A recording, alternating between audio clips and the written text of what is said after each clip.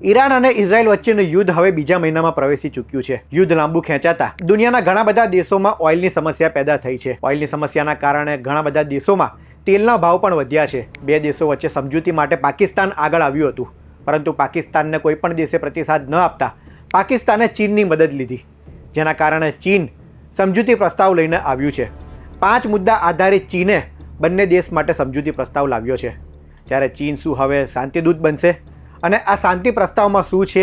Iran અને America શું આ શાંતિ પ્રસ્તાવને સ્વીકારે છે કે નહીં, તે જો તમારે જાણવું હોય તો વિડીયો અંત સુધી જોજો.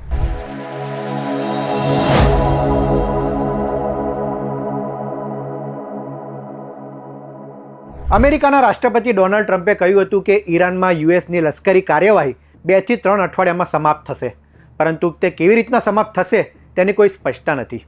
આ બધા વચ્ચે ચીન બંને દેશોની મધ્યસ્થતા માટે શાંતિ પ્રસ્તાવ લાવ્યું છે.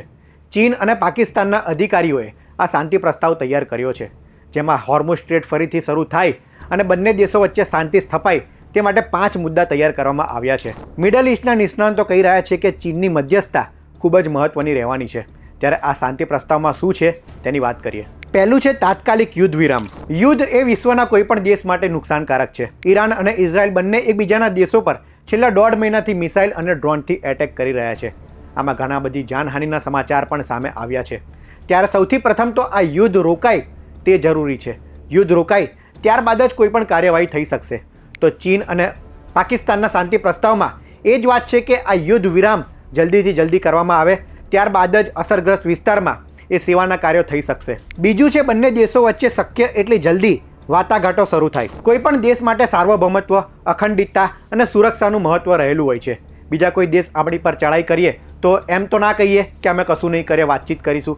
પહેલાં થોડો સમય સંઘર્ષ થતો હોય છે, પરંતુ આ સંઘર્ષ ટાળવા માટે વાતચીત પણ એટલી જ જરૂરી છે. ત્યારે ચીન અને પાકિસ્તાનનું કહેવું છે કે બંને દેશ વચ્ચે જો વાતચીત થાય તો અમે મધ્યસ્થતા કરવા માટે તૈયાર છે, અને વાતચીત પણ એવી હોવી જોઈએ કે આમાં ધમકીભર્યા શબ્દોનો પ્રયોગ ન થવો જોઈએ અને બંને એકબીજા પર બળ પ્રયોગ ન કરે તે જરૂરી છે. ત્રીજો મુદ્દો છે બિનલશ્કરી અને સામાન્ય નાગરિકોનું રક્ષણ થવું. ઠરાવના ત્રીજા મુદ્દામાં આંતરરાષ્ટ્રીય માનવતાવાદી કાયદાની વાત કરવામાં આવી છે.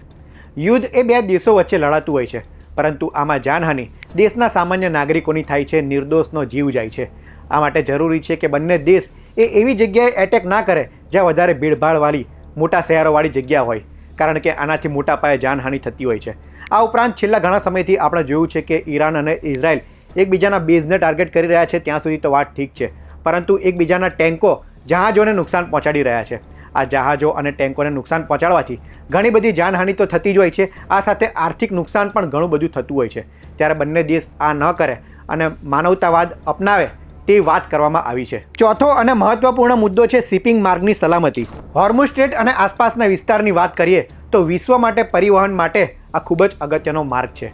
આ માર્ગ પરથી ઘણા બધા જહાજો ઘણા બધા દેશના જતા હોય છે. ત્યારે છેલ્લા આપણા ઘણા સમયથી જોયું કે ઈરાન આ જહાજોને ટાર્ગેટ કરી રહ્યું છે, પરંતુ આ યોગ્ય નથી, કારણ કે આમાં બે દેશના યુદ્ધ વચ્ચે બીજા દેશના જહાજને પણ નુકસાન થઈ રહ્યું છે અને બીજા દેશ જે નિર્દોષ છે તે પણ ભોગ બની રહ્યું છે. ત્યારે આ માર્ગ પણ આ રીતના હુમલા ન થાય, મિસાઇલ અને ડ્રોન વડે એટેક ન થાય, જેના કારણે બીજા દેશને નુકસાન ન થાય અને આ માર્ગ એ જલ્દીથી ખુલે તે જરૂરી છે. આની જ માટે ચીન અને પાકિસ્તાન તમામ પક્ષોને હોર્મુઝ સ્ટ્રેટમાં ફસાયેલા જહાજો અને ક્રૂ સભ્યોની સલામતી સુનિશ્ચિત કરવા કહી રહ્યું છે. નાગરિક અને વાણિજ્ય જહાજોને ઝડપથી અને સલામત રીતે પસાર થવા દેવામાં આવે અને શક્ય તેટલી વહેલી તકે સ્ટેટમાંથી સ્થિતિ સામાન્ય થાય તે જરૂરી છે. પાંચમા મુદ્દાની વાત કરવામાં આવે તો સંયુક્ત રાષ્ટ્ર દ્વારા જે નિયમો બનાવવામાં આવ્યા છે દુનિયા માટે, તેનું સન્માન કરવામાં આવે. આ સૌથી મહત્વનો મુદ્દો છે. જ્યારે કોઈ પણ દેશ વચ્ચે યુદ્ધ થતું હોય અને સ્થિતિ એકદમ તંગ બની ગઈ હોય, ત્યારે યુએનના નિયમોનું કોઈ જોવાતું નથી.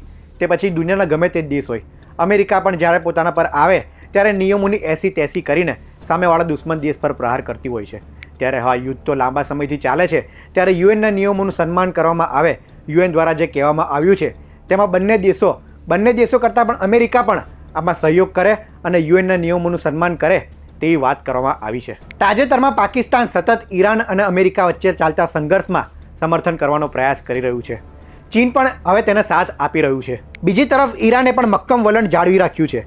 ઈરાને સ્પષ્ટપણે કહી દીધું છે કે અમેરિકાએ અત્યાર સુધી મધ્યસ્થી દ્વારા વાહિયાત માંગણીઓ જ કરી છે, જેનો કોઈ અર્થ નથી. સમાધાન ફક્ત અમારી શરત પર થશે. પાકિસ્તાન વૈશ્વિક મંચ પર પોતાની છબી ચમકાવવા માટે અત્યારે આ બધા ગતકડા અને બંને દેશ વચ્ચે સમજૂતીના પ્રયાસ કરી રહ્યું છે.